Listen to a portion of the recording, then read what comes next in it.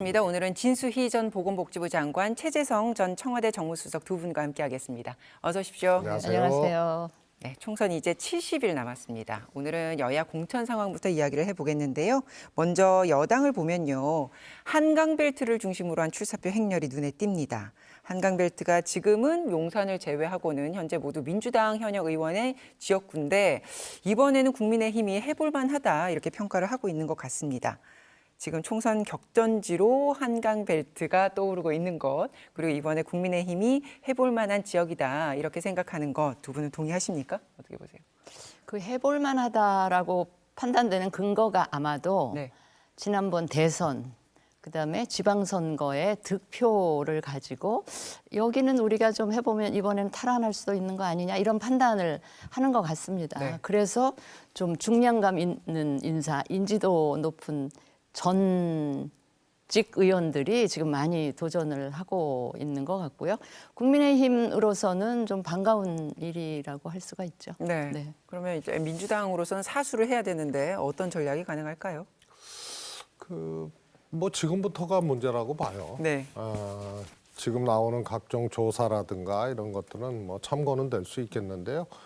결국은 2012년 민주당 압승을 예상했는데 결과는 거꾸로 나오고 16년 박근혜 대통령의 새누리당 압승이 예상됐는데 결과는 거꾸로 나오고 이게 총선 한 2달 네. 동안에 그 정당이 총선을 치르는 모습, 특히 공천, 또 막말 이런 것들이 강하게 작동을 해서 특히 이제 중도층의 향배에 결정적으로 작동하기 때문에 네.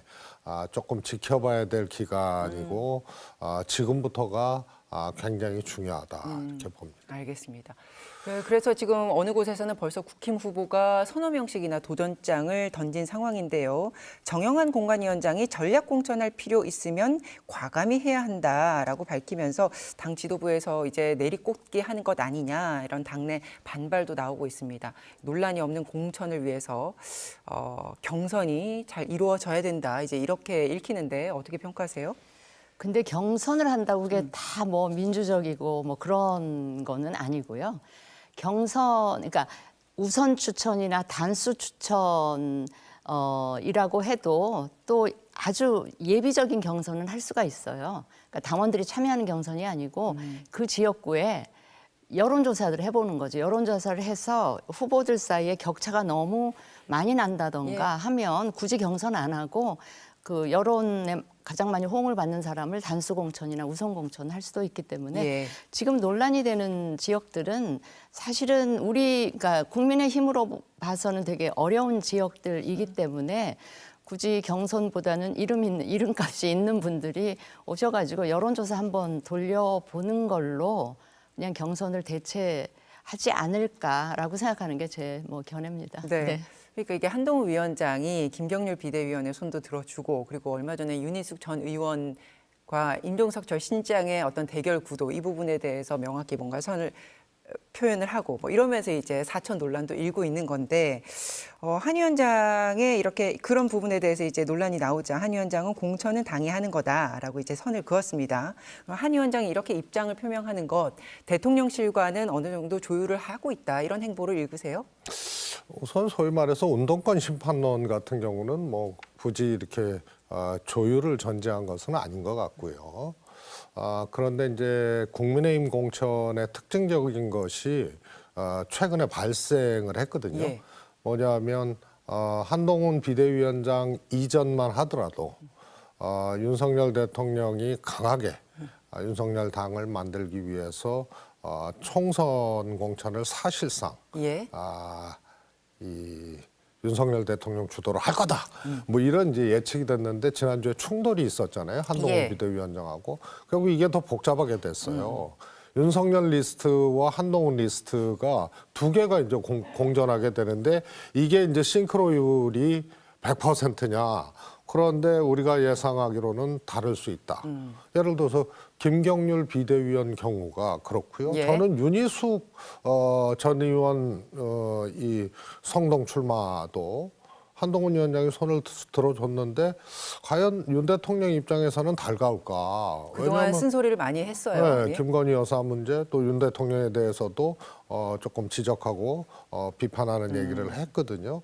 이런 등등이 윤 리스트와 한 리스트가 다르다. 그러면은 이게 공천 충돌 지점들이 이제 생기는 거예요. 예. 그런데다가 시스템 공천 하는데 국민의힘은 지금 현재 시스템이 완성되지가 않았어요. 그래서 현역 의원 하위 10% 날리겠다 했는데 7명밖에 안 되니까 추가적으로 또 뭔가 할 것 같고 지금도 공천 기준을 정하고 있거든요. 예. 혹은 바꾸고 있어요. 그래서 이것이 큰 틀에서 지금 역대 최소 의석수거든요, 국민의힘이. 그래서 용산이라든가 한동훈 리스트가 소위 말해서 당선 가능한 지역에 투입이 되려면 현역들을 많이 솎아내야 된단 말이에요. 네. 그래서 윤 리스트, 한 리스트 현역 솎아내기 또 공천 기준이 소위 말해서 낙하산 공천 때문에 계속 바뀔 수밖에 없는 점 이런 점들이 객관적으로 공천 관리를 잘하고 충돌 없이 하는 데에 굉장한 위험 요인으로 지금 새롭게 발생을 하고 있다는 점이 국민의힘의 좀 특징이고요. 예. 민주당은 반면에 민주당이 잘하면 훨씬 더 득점할 수 있어요. 공천 관리 과정에서. 그런데 친명 반명 프레임을 오히려 더 지금 확인시켜주는 듯한 과정들이 진행되고 있거든요. 매우 우려스럽고 민주당은 객관적으로 한 리스트, 윤 리스트 등등처럼 달리 충돌할 수 있는 환경적 지점은 별로 없는데 네. 유일하게 친명 반명 이 프레임이거든요. 그다음에 반명 지역에 자객 출마한다. 그런데 이게 방치 내지는 조장되고 있다는 느낌을 받게 되고 결과적으로 그렇게 진행이 되고 그렇게 결과가 나버리면은 그거는 확인시켜 주는 거거든요. 그럼 굉장히 오만한 공천이 되고 여기서 이제 충돌과 문제들이 발생하게 돼서 환경은 국민의힘하고 공천 환경은 조금 다른데 민주당이 조금 더 분발하고 객관적이고 그다음에 잘못된 프레임 본선을 치르는데 방해가 되는 요소들을 공천 과정에서 오히려 제거시켜 나가야 되는데 그렇지 못하는 것 같다. 이런 점들이 매우 좀 우려스러운 상황이죠. 예, 공천 과정에서의 여당과 야당의 지금 위험 요소를 짚어주셨잖아요. 아주 그냥 예. 종합적으로 그냥 두루두루 다 예. 짚어주셨는데 예. 지금 저는 한동훈 비대위원장이 최근에 한 두세 가지 말씀에 좀 주목을 하게 돼요. 하나는 당은 당의 일을 하고 정은 정의 일을 하면 된다라고 이렇게 선을 좀 어느 정도 칸막이를 그었지 않습니까? 그리고 엊그제 오찬 끝나고인가요? 공천은 당이 하는 것이다. 예. 그랬고 어제 오늘인가는 또 당의 공천 심사 과정에 채점 과정에 참여하겠다. 뭐 이렇게 얘기를 하시는 걸 보면서 무슨 생각이 들었냐면 지금 한동훈 비대위원장이 어쨌든 자신의 책임하에 이 총선을 치르는 것이고 총선 승리가 그러다 보니까 목표이지 않겠습니까? 네. 그러다 보니까 자기한테 주어져 있는 이 책임을 질 만큼 권한도 자신이 가지겠다 이런 예. 거를 이제 분명히 용산을 향해서도 당을 향해서도 이제 천명을 한 거라고 보고요. 그래서 한동훈 비대위원장 취임 이전만 해도 뭐 용산의 낙하산이 한 50명쯤 될 거다 뭐 이런 네. 얘기가 무성했고요. 그분들은 결국은 영남, 강남 지역의 현역 의원들을 쳐낸 그 자리에 꽂는 게 거의 당연한 수순처럼 이렇게 당 안팎에 인식이 됐었는데 지금은 사뭇 이 분위기가 좀 달라지고 있는 것 같아요. 그래서 지난번에 공천 심사 기준 발표했을 때도 보니까 생각보다 꽤 경선 지역이 많을 수 있네. 그다음에 현역과 이제 이 신인들이 그러니까 낙하산, 예. 그러니까 용산 낙하산 신인이잖아요. 신인들과 경선을 하게 되면 현역들이 유리한 거는 불보듯 뻔한 건데 뭐 이런 상황으로 묘하게 이제 바뀌어 가고 있는 거를 이제 보면서 저는 왜 지난번에 이 두 분 간의 갈등이 예. 있었잖아요. 예. 그 갈등의 표면에는 이제 김건희 여사 건이 있었지만 또 다른 요소 하나가 제가 지난번에 출연했을 때도 말씀을 드렸는데 이 용산에서 이제 낙하산으로 출마하려는 그분들이 엄청나게 패닉 상태에 빠져서 용산 쪽으로 굉장히 컴플레인을 불만을 많이 표했다. 예. 했다는 거죠. 그런 것도 그 갈등의 그 수면 아래에는 작용하지 않았겠나 뭐 이런 관측이 있던데 지금 그런 상황으로 묘하게 바뀌어지고 있어서 생각보다는 훨씬 더 한동훈 비대위원장이 이 책임과 권한을 갖고 이 공천 심사 전체를 용산과 뭐 조율을 전혀 안 하는 건 아니겠지만 용산의 얘기는 참고는 하되 예.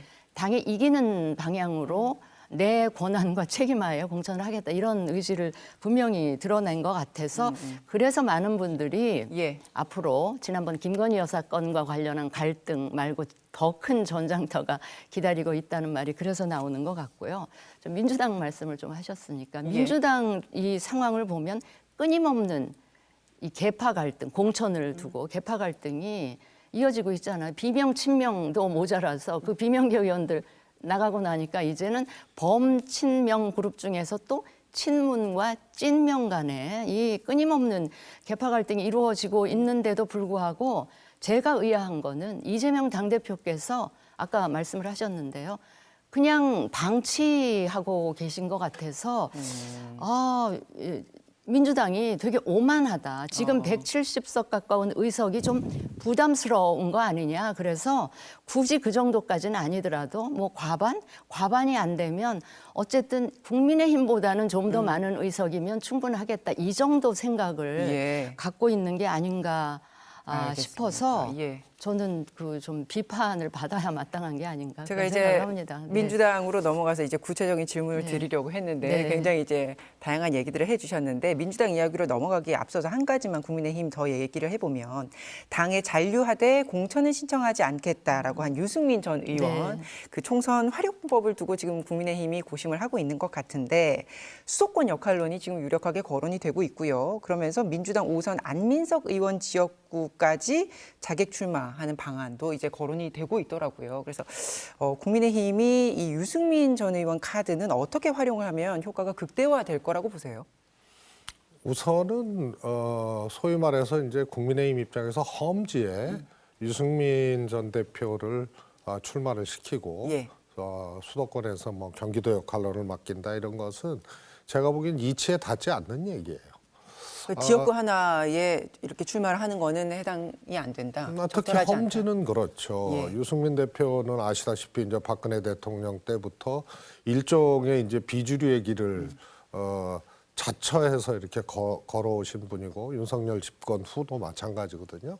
그런데 공천 시정하지 않겠다 그러는데 너 험지 나가라.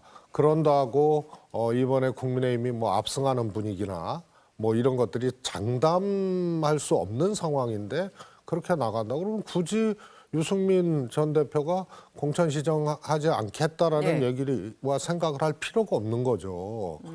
오히려 그러니까 공천심사 내가 공천 신청하지 않겠다라고 하는 건 당이 진짜 전략적으로 생각해서 정말로 내가 필요하다고 생각하는데 나를 공천해라. 뭐 이렇게 해석이 될 수도 아니 있는 그렇게 건데. 해석이 예. 되어질 수 있는데 예.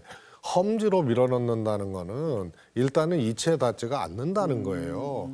역할을 해야 될 사람을 이 질 확률이 높은 곳에 투입을 하고 역할을 요구한다는 게 말이 안 되는 거고요. 예. 또 한동훈 비대위원장이 저는 뭐 그 결단처럼 보여지지는 않고 일종의 이제 다른 길에 대한 다른 판단으로 여겨지는 게 한동훈 불출마거든요. 네. 뭐 진작에 그렇게 선언을 했잖아요. 그럼 당대표도 불출마하고 하는데 뭐 출마하겠다고 특히 강조한 것도 아닌데 험지 출마해서 너 희생해라. 이럴 만한 이게 뭐 주류거나 혹은 당에서 어떤 뭐 기득권을 누렸던 사람이면은 모르는데 지금 그렇지 않잖아요. 그럼 선대위원장이나 이렇게 된 거예요? 저는 뭐 그럴 수는 있다고 보는데 본인 출마 문제 이용해야 된다고 보시는 거예요? 저는 뭐 그럴 수는 있다고 보는데 본인 출마 문제에서 험지 출마, 수도권 역할론 이런 것은 성립되기 어려운 얘기다. 다만 이제 선대위 합류나 이런 것들은 요청을 할 수가 있다 이렇게 보여집니다. 예. 어떤 의견이세요? 근데 어제 몇몇 매체가 단독이라는 타이틀로 이 오산 뭐 네, 안민석 의원 지역구에, 안민석 예. 의원 지역 얘기를 했는데 이거는요 본인과는 전혀 그러니까 당 지도부의 그 누구도 유승민 전 대표랑 협의하거나 상의하거나 이런 거 전혀 없이 나쁘게 얘기하면 간 보듯이 그냥 언론 플레이를 예. 한 거고요. 제가 조금 더 나쁘게 그 나쁜 의도가 있다고 생각을 한다면 이런 거예요. 그러니까 이 지금 비대위의 기류는 어떻든 이 우리 당이 취약한 수도권 중도층 이 청년층의 소구력이 있는 예. 유승민 전 대표 카드를 활용해야 된다라는 기류가 좀 있는 것만큼은 사실인 것 사실이지, 같아요. 예. 근데 그게 좀 마땅치 않은 누군가가 이걸 아예 죽이는 카드로 만들기 위해서 이런 거 아니냐라는 생각까지 들 정도로 제가 이 정도로 불쾌했으면 아마 유 전 대표 본인은 더 단 한마디 상의도 없이 이런 식으로 하니까 불쾌했을 것 같고 이거는 예, 예. 유 전 대표 본인에게뿐만 아니고요. 당에도 전혀 도움이 되지 않는 언론 플레이가 어제 나왔다 이렇게 생각을 하고요. 유 전 대표의 경우는 내가 겪은 유 전 대표는 무슨 속마음 따로 말 따로 행동 따로인 분이 전혀 아니에요. 그래서 당 잔류하겠다는 입장문에 나타난 그대로로 그냥 받아들이면 되는데 거기에 이제 공천 신청하지 않겠다라는 표현은 그분은 이게 굉장히 정확한 표현을 쓰지 않으면 본인이 못 견디는 스타일인데 뭐냐면 우리가 보통 불출마라는 단어는 언제 쓰냐면 현역이거나 지금 현재 어떤 지역을 책임 맡고 있는 사람 입장에서는 그 용어가 맞죠. 그런데 지금 유 전 대표는 그런 말이 지금 그 입장이 아니잖아요. 그래서 공천 신청하지 않겠다라는 표현을 쓴 건데 그거 갖고도 그러면 뭐 출마 의지는 있는 거냐 막 이런 온갖 해석이 분분하던데 그거 아니고요. 제가 아는 한은 그 당에 대한 애정이 있어서 그동안 쓴소리도 한 거고 그래서 당에 남겠다라는 결심을 한 건데 예. 그러니까 만약에 총선 선거가 진행이 되면 그냥 백의종군 차원에서 네. 지원 유세 요청이 있으면 열심히 가서 하는 거기까지가 이제 제가 말씀드릴 수 있는 전부고요. 아마도 만약에 당 지금 비대위 차원에서 유 전 대표 역할이 진짜 필요해. 네. 라고 판단을 하신다면 제가 보기에는 한 비대위원장께서 직접 컨택을 하시면 예, 예. 이런 불필요한 언론 플레이 하실 거 없이 직접 컨택을 하시면 될 것 같아요. 알겠습니다. 네. 이 조만간 한 비대위원장과 유승민 전 대표가 만날 것이다. 뭐 이런 보도도 나오고 있어서 그래요? 예, 그건 예. 제가 그래서 못 지켜보도록 봤어요. 하겠습니다. 네, 민주당 이야기로 넘어가죠. 민주당은 국민참여공천을 통해서 마련된 공천 심사 기준을 어제 구체적으로 공개를 하며 본격적인 공천 심사에 착수를 했습니다. 국민의 응답 1순위가 부패 근절로 나왔다라고 밝혔는데 민주당이 이게 가능하겠냐 이런 시선들이 있습니다. 큰 틀에서 민주당의 공천 전략은 어떻게 가야 된다고 보십니까? 아까 말씀하셨던 그러니까 그 계파 갈등이 부각되는 그런 인식을 불식시킬 수 있어야 된다. 그렇습니다. 이제 보통 민주당 공천은 당의 주류, 대표를 위시한 이제 주류들이 소위 말해서 이제 좀 강성이다. 이러면은 중도층의 표를 요구하기가 어렵거든요. 그래서 보통 헌신이나 희생의 이름으로 예. 불출마를 하거나 혹은 읍참마속을 하는 공천을 해요. 그게 이제 헌신, 희생의 범주죠. 그리고 공정한 공천을 늘 강조를 해서 시스템 공천이라는 게 사실은 문재인 당대표 때 나온 얘기고 그때 시스템이 만들어진 거예요. 그런데 이 두 가지가 지금 다 안 보이거든요. 네. 그래서 대표부터 사무총장, 그다음에 주요 보직을 맡고 있는 친명 핵심 등등은 경쟁자도 자격심사에서 탈락시켜버리고 자격심사는 공천심사가 아니거든요. 그야말로 면접도 보지 않는 이제 서류 전형 비슷한 네. 건데 아주 근거도 박약하게 그걸 제거를 시켜버리는데 공교롭게도 사무총장이나 요직에 있는 사람 지역구예요. 그래서 이런 것들이 일단 빨리 좀 시정되거나 네. 다르게 모색이 되지 않으면 이런 것들은 다 국민들 눈이나 관전자들 눈에 다 보이는 거거든요. 그래서 이 점이 저는 이제 제일 크다고 보고요. 아까 얘기했던 비명 이 자객 출마다 이런 것은요. 네. 야 경선하면 되지 뭐 이런 또 반론들이 있잖아요. 그런데 아시다시피 민주당의 경선 방식은 권리당원이 절대적이에요. 예. 그다음에 여론조사 50%도 민주당 지지자나 무당층을 대상으로 하는 거지 뭐 어느 당을 지지하든지 상관없이 50% 국민 여론 조사에 참여할 수 있는 자격이 부여되는 게 아니거든요.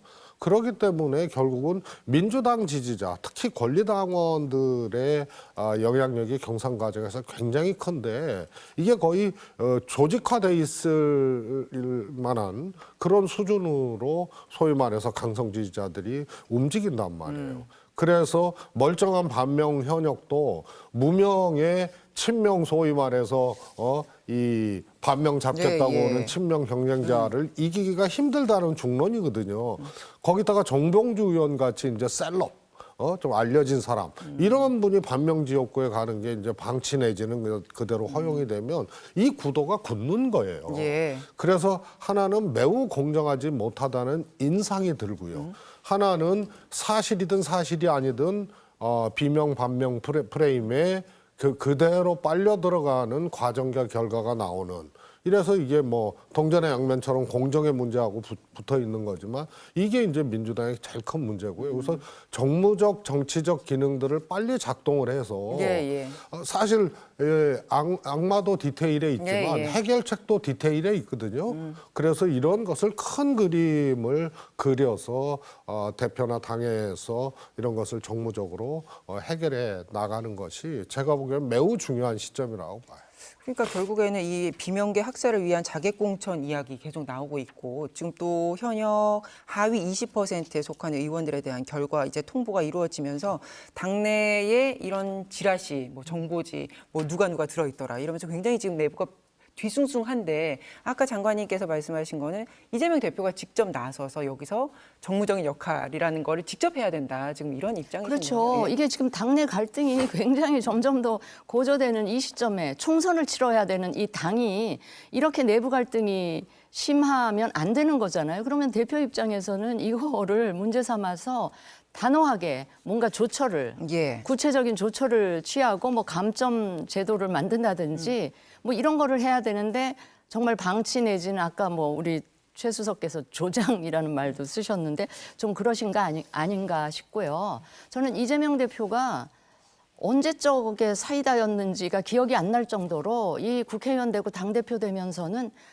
뭔가 아무것도 안 하시는 것 같은 이 상황 관리나 이런 거를 그냥 손 놓고 계시고 모르겠습니다. 재판을 일주일에 몇 번씩 다녀야 되니까 에너지가 소진되는지 그건 모르겠으나 방치하거나 또 그 중요한 그 비례대표 선거제를 놓고도 이렇게 결정장애를 네. 보이나 싶어서 뭐 공천 관련해서는 우리 최 수석이 아주 셀프 비판을 아주 신랄하게 해주셨으니까 제가 더 보태지는 않겠고 네. 이번에 발표된 공천심사 기준 양당을 비교해 보면 저는 그 국민의힘이 오히려 판정승 했다 싶을 정도로 저기 민주당은 상당히 후퇴한 부분이 있어요. 음주운전 예. 경력도 그 심사 기준에 안 넣겠다는 예, 그거 것 같고요. 여쭤볼게요. 네네. 그래서 근데 이제 약간 인식에서 차이가 있나 이렇게 비춰지는 부분이 이재명 대표가 역대 공천과 비교하면 갈등이 그렇게 크지 않다 이런 이제 발언도 했던데. 애써 그렇게 보시고 싶은 것 같아요. 그래요? 네. 그 자신의 책임으로 돌아올 수 있으니까. 알겠습니다. 그 조금 전에 말씀하신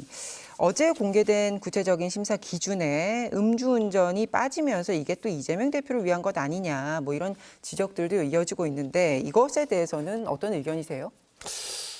이게 제가 뭐 확인을 해봐야겠는데요. 음주운전 규정 자체가 빠졌는지가 확인이 돼야 되는데 바로 이런 거예요. 만약에 이게 그 기준을 적용하는 것이 빠졌다면 이런 게 굉장히 섣부르고 하책이죠.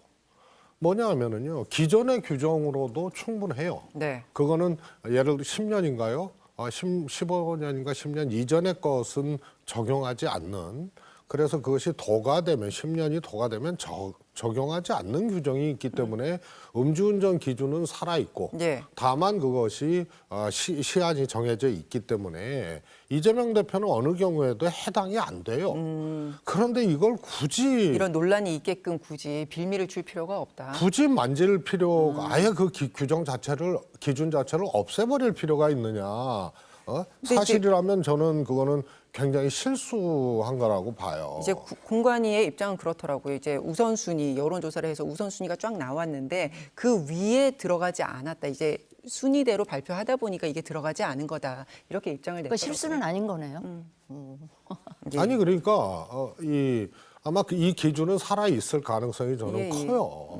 그래서 이것이 뭐 이재명 대표 때문에 없었다. 기존 규정도 이재명 대표는 해당 사항이 없거든요. 그 다음에 음주운전이라 하더라도 예. 예를 들어서 무조건 이거는 안 돼. 뭐 해당 기간 안에 들더라도 또 심사를 해서 달리 적용을 할 수도 있어요. 근데 이미 기관이 도과된 문제이기 때문에 이거는 해당 사항이 없는 것을 굳이 이렇게 만들 필요가 있는지 이런 것들이 좀 아쉽죠. 왜 그 전에 체포동의안 김은경 혁신위에서 기명투표해야 된다, 법을 바꿔야 된다 그랬더니 당 대표가 뭐 그럴 필요가 있다라고 맞장구 쳤거든요.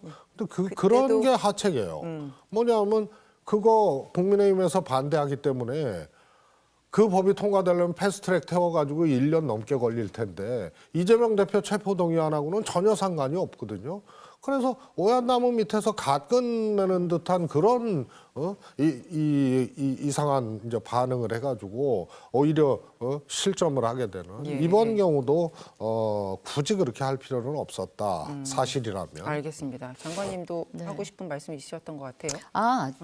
지금 발표된 기준만 놓고 보면 국민의힘 쪽이 훨씬 더 강화된 그 기준을 발표해서 오히려 국민의힘이 이것만 놓고 보면 이제 판정승 1승 했다고 뭐가 제가 강해졌어요?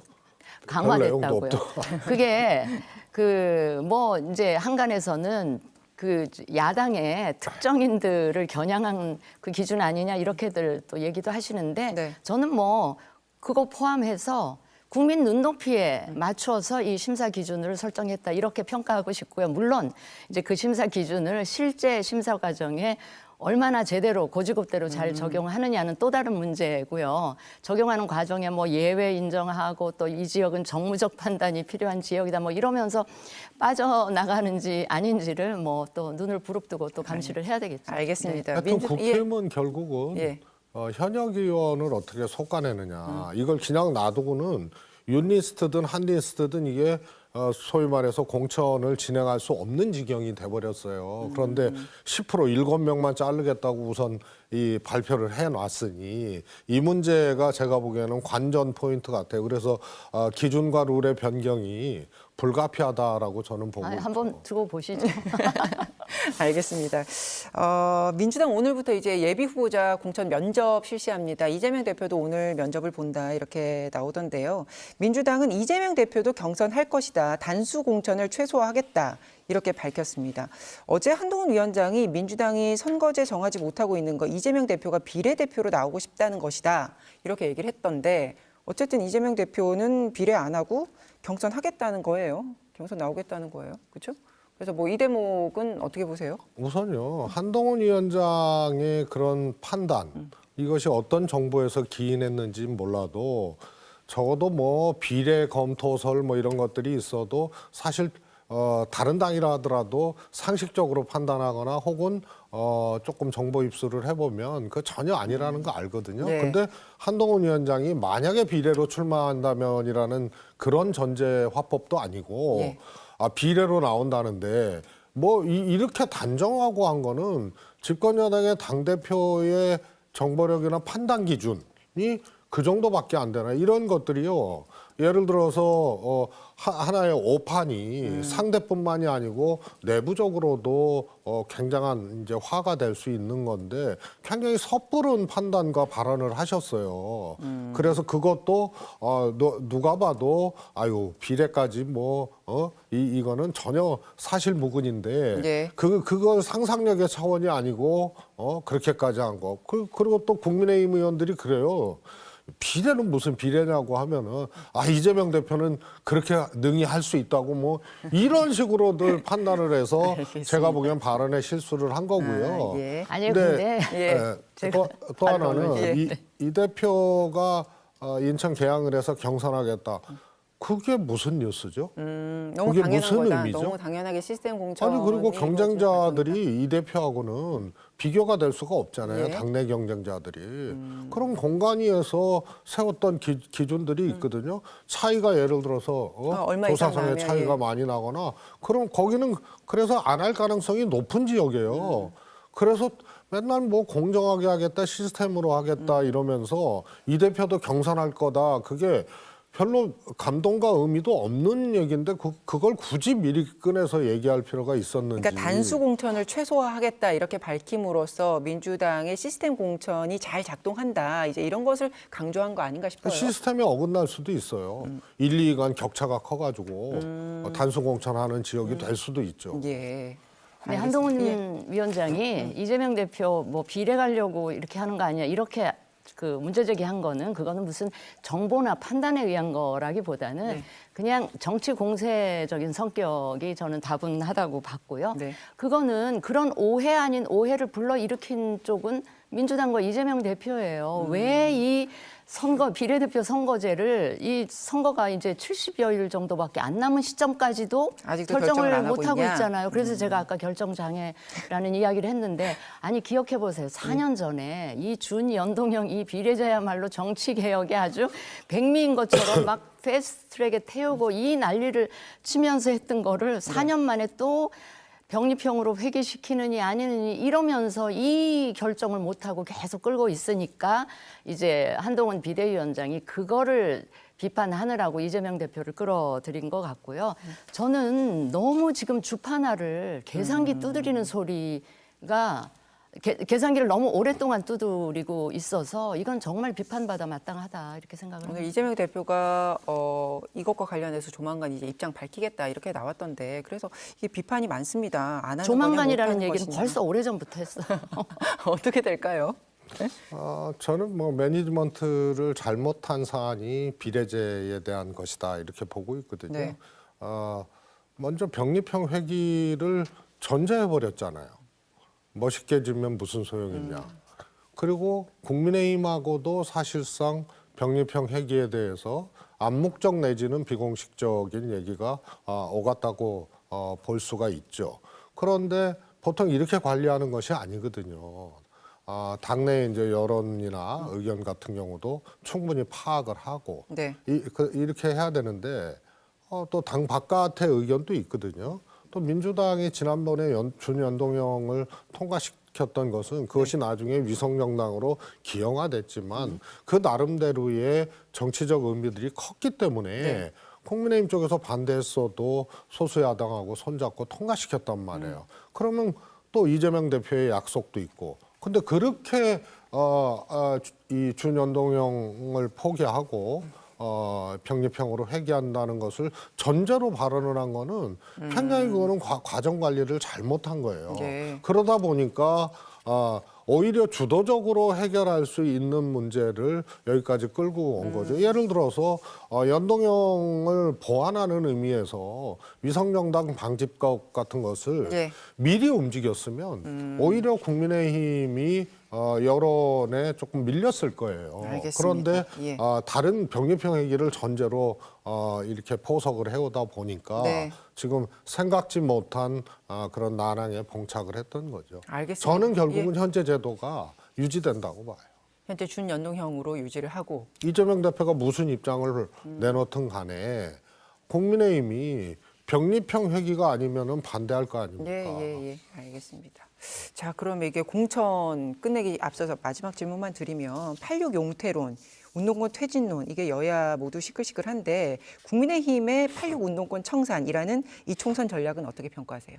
저는 그 비대위원장 취임하면서 이제 야당의 정권 심판론에 맞불 성격으로 민주당 그 좌파 운동권 세력 척결 이런 프레임을 내거셨죠. 근데 물론 이 프레임이 정권 심판론을 완전히 대체할 수 있을 정도의 압도적인 그런 프레임은 저는 못 된다고 생각을 하지만 그럼에도 희석시킬 수 있는 정도는 된다고 생각을 하고요. 제 개인적인 생각이긴 하지만 국민의힘이 취약한 이 수도권이나 지금 청년층이나 이 중도층에게는 이 프레임이 또 그 일정 부분 소구력이 있다. 저는 그렇게 판단을 합니다. 왜냐하면 그 지금 민주당의 소위 86 운동권 세력이라는 분들이 사실은 뭐 20년 넘게 그러니까 젊어 한때 민주화 투쟁을 했다는 그거 하나를 셀프 훈장 삼아서 너무 오랫동안 정치권에서 정치 권력을 누리려고 한다는 비판이 상존하는 것도 사실이에요. 네. 그런데 이제 그 그거는 어떤 식으로든 저는 좀 이게 교체가 돼야 된다라는 판단을 저도 하고 있고요. 그런데 최근에 여기에 더 불을 당긴 분이 저는 임종석 전 비서실장이라고 보고요. 사실 임종석 전 실장은 5년 만에 정권을 내어준 이 그 문재인 정권의 어찌 보면 초대 비서실장으로서 책임이 일정 부분 있는 분인데 다른 지역도 아니고 저 중성동 갑 지역은 과거에 임종석 전 실장이 2번이나 당선된 적이 있는 민주당의 꼴 지역구예요. 네.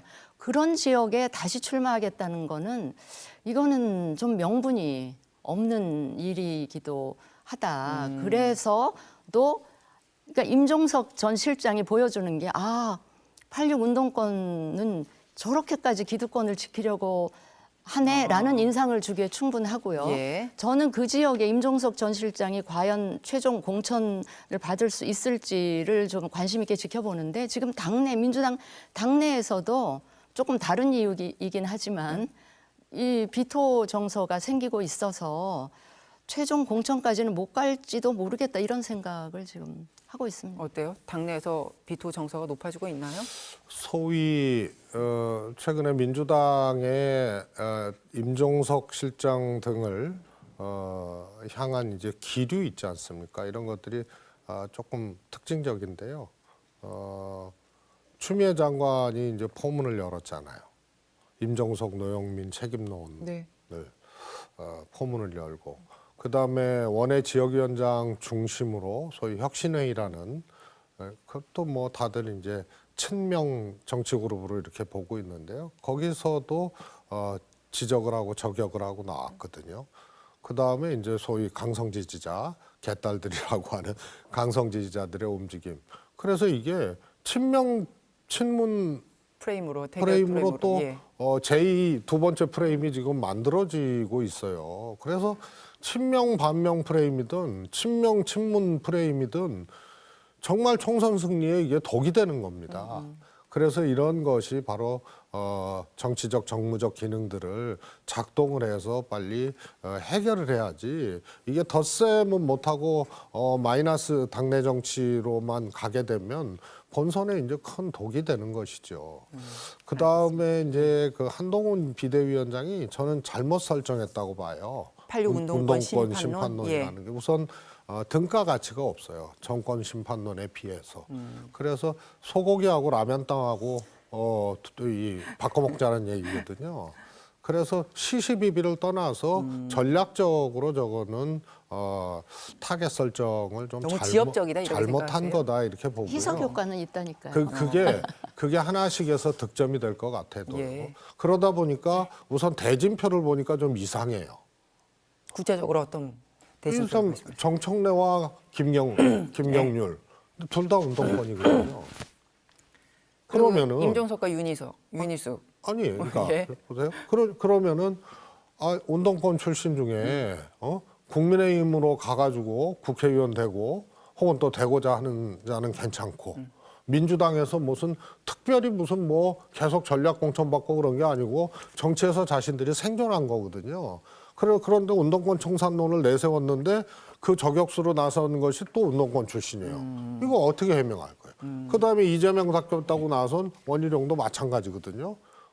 그다음에 윤희숙, 임종석 구도는 더 웃겨요. 예. 국민들은 윤석열 정권 지금 집권 세력 경제 민생 잘 못하고 있다 이렇게 얘기를 하고 있는데 운동권을 잡으려면 집권당의 경제 전문가가 진짜입니다. 예. 이렇게 내세운 거 아니에요. 그래서 국민들의 큰 의문과 큰 질문에 운동권 잡으려면 윤희숙입니다라고 경제 전문가라고 예. 내세웠어요. 그래서 이런 설정이 나중에 이제 뒤죽박죽이 되게 돼 있거든요. 그래서 애당초 운동권 심판론이 이번 총선에서 적정한 전략적 포지셔닝을 한 거냐. 저는 우선 등가 가치에도 안 맞고 이 총선을 관통하고 있는 그런 본류에도 안 맞는다고. 알겠습니다. 짧게 한 가지만 예. 반박할게요.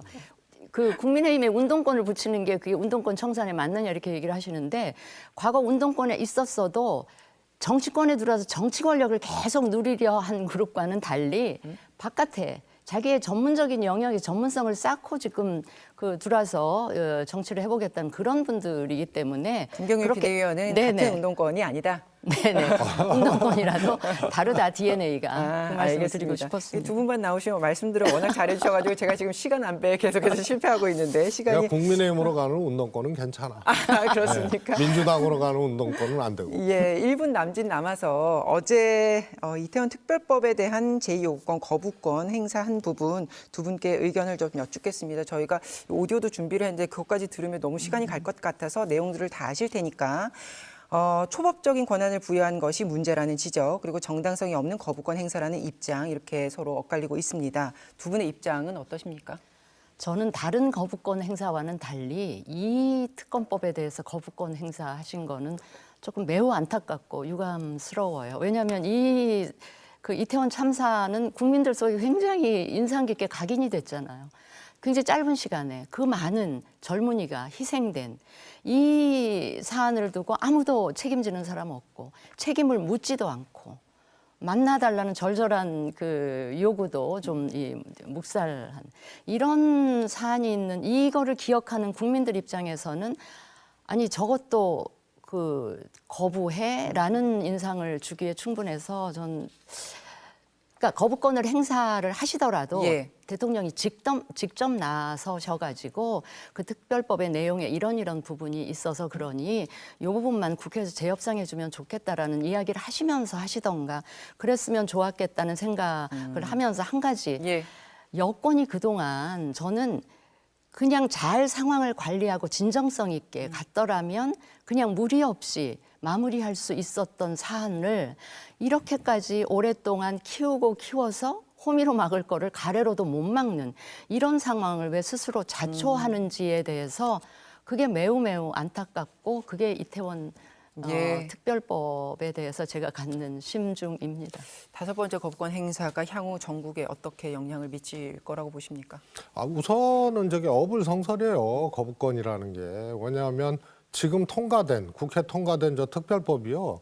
국민의힘에서 문제 있다고 지적한 것을 다 솎아내고 이렇게 통과를 시킨 거란 말이에요. 네. 근데 그조차도 거부권을 행사했어요. 그러니까 애당초 이태원 참사 특별법은 이런 형태의 내용이든 저런 형태의 내용이든 안 하겠다는 것과 마찬가지 이 거부권 행사죠. 그래서 뭐 동양명령권을 폐지했다든가 유족 추천 특조위원 이 조항을 폐지했다라든가 그다음에 특검 요구권 있잖아요. 이것도 발라냈거든요. 그러니까 결국은 국민의힘이 그동안 지적했던 것을 거의 다 솎아내고 했는데도 이거 통과에 협조도 안 하고 그다음에 대통령도 거부권을 했기 때문에 명분도 없고 논리도 없는 거예요, 저게. 알겠습니다. 지나친 거죠. 알겠습니다. 두 분의 의견 여기까지 듣겠습니다. 정치마수다 여기서 끝내죠. 고맙습니다.